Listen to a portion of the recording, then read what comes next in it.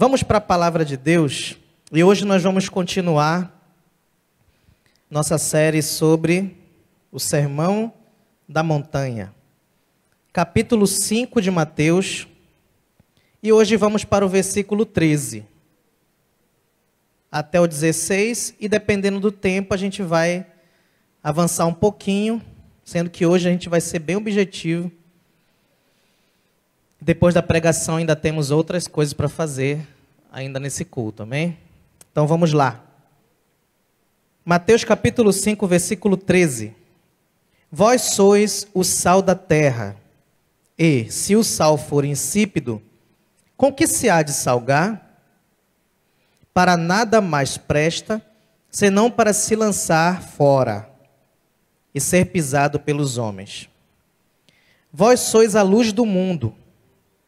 Não se pode esconder uma cidade edificada sobre um monte, nem se acende a candeia e se coloca debaixo do alqueire, mas no velador, e dá luz todos os que estão na casa.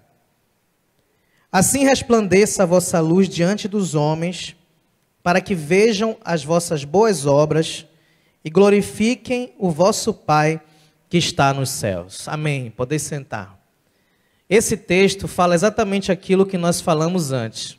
Ser um instrumento preparado para que Deus possa usar. Como nós vimos nas mensagens anteriores, começamos o capítulo 5 de Mateus falando sobre o Sermão da Montanha e falando que Jesus começou pelo assunto que, a meu ver, segundo a interpretação bíblica, é um assunto muito importante e provavelmente o mais importante, que é a qualificação do povo de Deus. Quem é o povo de Deus? Né? Então ele já começa dizendo que o povo de Deus é abençoado, que significa também bem-aventurado, que significa também feliz. Porque as palavras no hebraico, no grego, no aramaico, nas línguas usadas na Bíblia, elas são mais complexas do que as palavras no português. Então uma palavra tem um significado bem pesado, bem amplo no português. Então, bem-aventurado é o povo de Deus. Ele começa dizendo isso, para dizer logo de cara que o Deus que nós servimos é o Deus que tem um povo feliz, um povo abençoado, um povo cheio do Espírito Santo e um povo realizado. Se você ainda não é realizado, busque isso. O que é ser realizado? É você cumprir tudo o que você tem para fazer nessa terra. Quando eu cheguei mais ou menos com 30 anos, e hoje eu estou com 37, eu comecei a pensar sobre isso, irmãos. Porque 30 anos, a gente começa a entrar num estágio da vida, onde a gente chega, vamos dizer assim, no auge da nossa vida. Veja que Jesus, e na época bíblica, os homens começavam o seu ministério aos 30 anos. E Jesus, com 33, aproximadamente 3 anos e meio após seu aniversário de 30 anos, ele faleceu, entregou-se por nós, na verdade, e ressuscitou. Mas o auge da vida, o pico do ministério de Jesus foi nessa faixa etária. E hoje não é diferente. Hoje, quem é jovem, começa a plantar, para que quando você chegar no auge, você está colhendo e se realizando. Você que já passou um pouco, talvez, dessa fase, pare para pensar e veja como está a sua vida hoje, se você está buscando essa realização que você precisa ter na sua vida.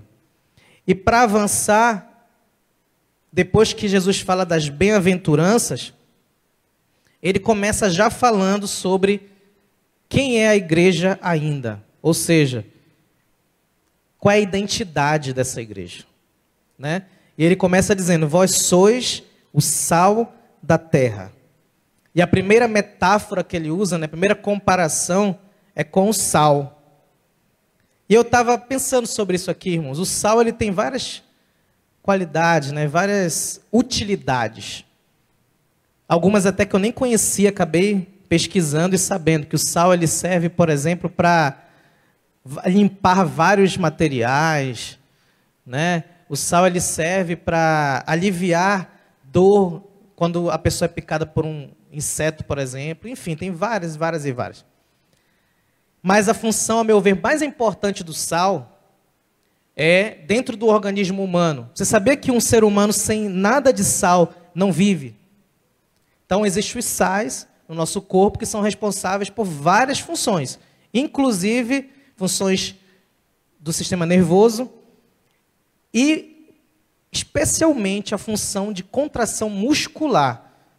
E qual é o músculo que contrai para que a gente possa viver? É o coração.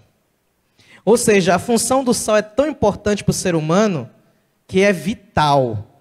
Então, irmãos, quando Jesus fala disso, ele está fazendo uma comparação muito feliz. Mas ele pega uma característica do sal única. Ele não fala de várias características. Então, não adianta a gente também tentar ir por vários caminhos e é melhor a gente ir para o que está aqui no texto. Olha o que ele diz. Se o sal for insípido. Em outras versões diz se o sal perder o sabor. Ali está insípido, mas tem a NVI que fala perder o sabor, tem a nova tradução linguagem de hoje também. Eu procurei olhar um monte de tradução. Mas todas falam a mesma coisa. Se o sal não tiver sabor, ele não serve para nada. Senão para ser lançado fora e pisado pelos homens. Em outras palavras, ele serve apenas como lixo, ele serve como areia. Imagina se você tem sal na sua casa e você começa a utilizar e daqui a pouco você percebe que não adianta nada. Né? Não muda nada a comida. Aí você vai perceber o que? Está velho, né? Isso eu acho que nem acontece, irmãos. Não sei, as irmãs aqui que são mais experientes podem me dizer, mas eu acho que isso não chega a acontecer. Mas vamos supor que acontecesse. Ou então que tivesse alguma coisa lá parecida com sal, mas que você usasse e não acontecesse nada com a comida. O que você ia fazer? Colocar na estante, colocar na prateleira, né? Levar com você? Não, o que você ia fazer? Jogar fora. É isso que Jesus está falando aqui.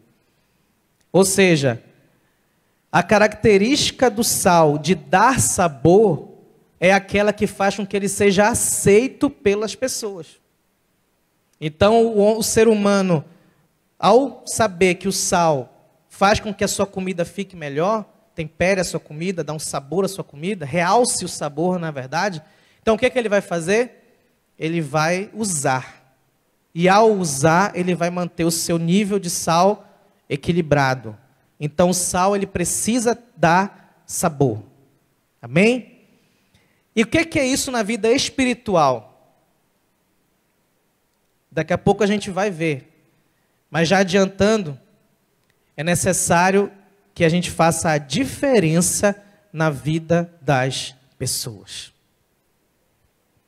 Se a gente está lá na nossa casa, na nossa escola, na nossa universidade, no nosso trabalho, na igreja, no meio que nós convivemos, mas a gente não faz diferença, então não estamos tendo sabor. Imagine várias comidas sem sal. Faz alguma diferença? Sim? Você consegue perceber tanto a diferença da comida? Não. Fica horrível, né? Mas dá para perceber muita diferença? Não.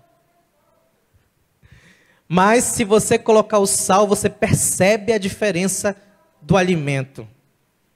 Então é a mesma coisa o cristão. O cristão, onde ele chegar, ele tem que fazer diferença na vida de quem está do lado dele.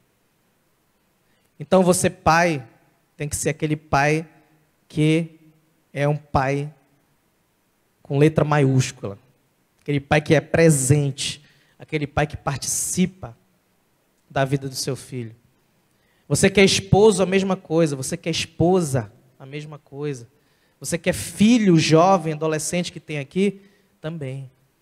Faça a diferença onde você andar, amém, irmãos? É isso que Jesus está falando aqui. E em seguida ele diz assim: vós sois a luz do mundo. Não se pode esconder uma cidade edificada sobre um monte. Então aqui ele já começa a fazer uma segunda comparação, que é com a luz.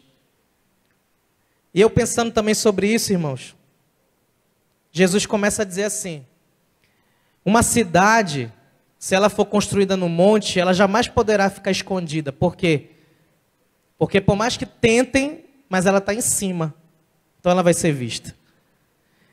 A luz também você não acende e coloca embaixo, mas todas as luzes ficam em cima, porque assim ela dá luz a toda a casa, a todo o ambiente. Então Jesus está querendo falar com isso aqui.